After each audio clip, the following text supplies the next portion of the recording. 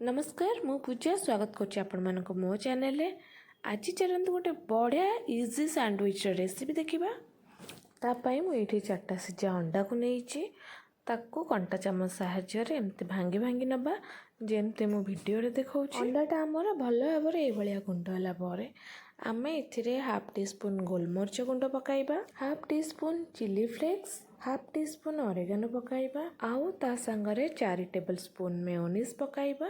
मुझे eggless mayonnaise पकाउची आपण माने देखि पारुथिबे। मुझे अल्प टिके नाकु लुण पकाउची आपण देखि पारुथिबे कारण मेयोनीज रे भी लुण थाए।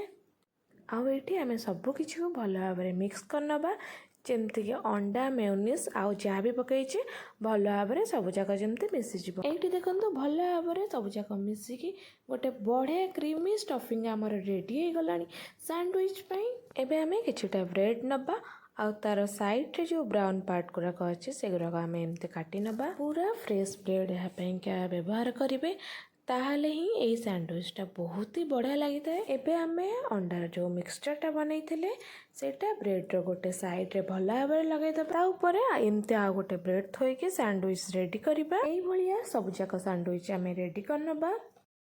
फटाफट से रेडी हो गला हमार बहुत ही टेस्टी वाला सैंडविच। केते सहज आकु बनैबा आपण माने तो देखिले आ खाइबा को बहुत ही टेस्टी लगे। निश्चित घरे थरे एटा ट्राई करंतु।